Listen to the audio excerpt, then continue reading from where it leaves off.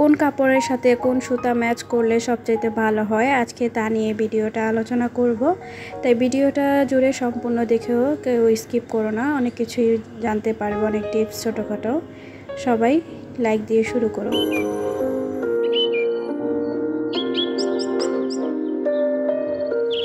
Hello বন্ধুরা, আসসালামু আলাইকুম। লামিজ ডেবির মতো সবাইকে স্বাগত। দূর থেকে যারা আমার ভিডিওটা দেখতেছো সবাইকে জানাই অসংখ্য ধন্যবাদ। আশা করি তোমরা সবাই ভালো আছো। আলহামদুলিল্লাহ আমরাও ভালো আছি।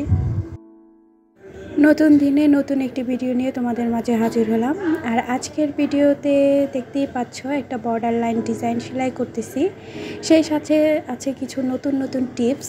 আসলে আমরা যখন কাজ করতে নেই তখন অনেকটাই দ্বিধা দ্বন্দ্বের মধ্যেই থাকি যে সুতার কালার কিভাবে ম্যাচ করব, কাপড়ের সাথে কিভাবে কীরকম লাগবে, সেলানোর পর সুন্দর লাগবে কিনা, অনেক টেনশনে থাকি।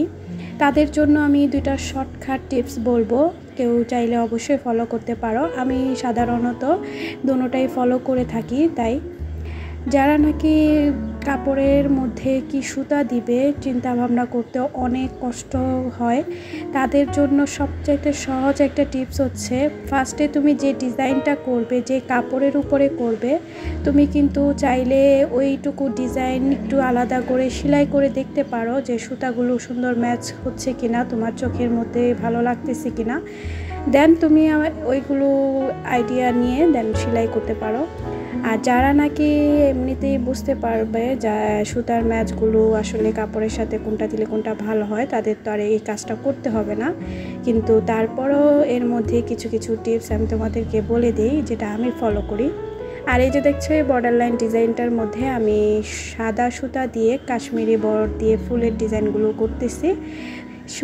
শিলিটা না হয় তোমাদের সাথে নাই বললাম, কারণ শিলিগুলো তোমরা সবাই সচরাচর জানো। ভিডিওর আজকে যে থিম নিয়ে কথা বলতেছি সেটাই আজকে তোমাদের সাথে একটু শেয়ার করব। সবসময় মনে রাখবে যে হালকা কালারের যদি কোনো কাপড় হয় সেখানে কিন্তু তুমি গাঢ় সুতা দিয়ে, যারা নাকি একটু ম্যাচিং চায় বা একটু ফুটানো চায়, তাদেরকে তুমি ফুটানো কালার দিয়ে সেলাই করতে পারো। কিন্তু যারা নাকি একটু ম্যাচিং বা একটু ইউনিক একটু চায়, তাদের জন্য গাঢ় হালকা কালারের কাপড়ের উপরে সবসময় হালকা সুতা দিলেই কিন্তু বেশ ভালো লাগে। তারপরে ধরো গাঢ় কালার যদি কাপড় হয়, একটু ডার্ক কালারের কাপড়, সেখানে তুমি ডার্ক সুতাগুলো ইউজ করতে পারো। এতে করে কিন্তু সুতাটা তোমার যেমন একটু ফুটেও থাকবে, কিন্তু আবার একটা আছে না যে সুতাই দেখা যাবে, এরকম মনে হবে না, কাপড়ের সাথে মানানসই যাবে। কিন্তু তুমি হালকা কালারের কাপড়ের উপরে যদি একটা গাঢ় কালারের সুতা দিয়ে সেলাই করো, তখন দেখবে কিন্তু শিলিটা যেমনই সুন্দর হোক না কেন, ডিজাইনটা ওরকম ফুটে ওঠে না, ওরকম সুন্দর লাগে না। সাধারণত আমি এই যে বর্ডার লাইন যে ডিজাইনটা সেলাই করতেছি, এটা একটা পেস্ট কালারের কাপড়ের উপরে আমি সেলাই করতেছি। একটু শ্যাওলা শ্যাওলা ভাব আছে সে কাপড়টায়, আমার ভিডিওতে ওরকম বোঝা যাচ্ছে না। কিন্তু দেখো আমি এখানে সাদা কালারের ফুল দিয়েছি, একটু ম্যাচিং করে সুন্দর হালকা কালারের উপরে হালকা কালারের সুতা দিয়ে আমি সেলাই করতেছি। আর পাতা বলো আর সব কিছু আমি জলপাই কালার, সিদ্ধ জলপাই আর যেটা নাকি এভাবে জলপাই যেই কালার, দুইটা শেডের সুতা, এই দুইটা শেডের সুতা দিয়ে আমি এই ডালগুলো সেলাই করে যাচ্ছি। আর এটা আমি করশিলি দিয়ে সেলাই করতেছি। এভাবে যদি সুন্দর সুতার ম্যাচিংটা তোমরা করতে পারো, তাহলে দেখবে কাপড়ের যে উপরে যে কোনো শিলি দাও না কেন দেখতে সুন্দর লাগতেছে।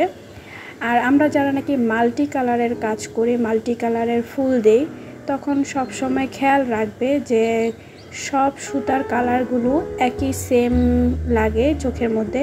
কিন্তু তুমি যদি সব সুতার কালারের মধ্যে একটা গাঢ় কালারের সুতা দিয়ে দিলে, তিনটা হালকা কালারের সুতা দিলে, তখন দেখবে মাল্টি কালারের মধ্যে ওই গাঢ় কালারটাই বেশি চোখে পড়তেছে, আর বাকিগুলো কিন্তু সুন্দর লাগতেছে না। তাই সুতার ম্যাচটা ঠিক সুন্দরভাবে করে দিলে ফুলের সৌন্দর্যগুলো সুন্দর পায়, সবগুলোই চোখে পড়ে আর সবগুলি সুন্দর দেখা যায়।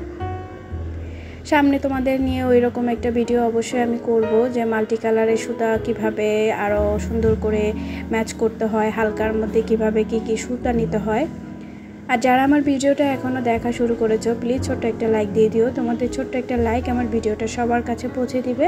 আর যারা আমার চ্যানেলে নতুন এসেছো, প্লিজ আমার চ্যানেলটা সাবস্ক্রাইব করে আমার পাশে থেকে যেও। অল অপশনটা ক্লিক করে রেখো, যাতে পরবর্তীতে ভিডিও আপলোড করলে তোমাদের কাছে নোটিফিকেশন চলে যায়।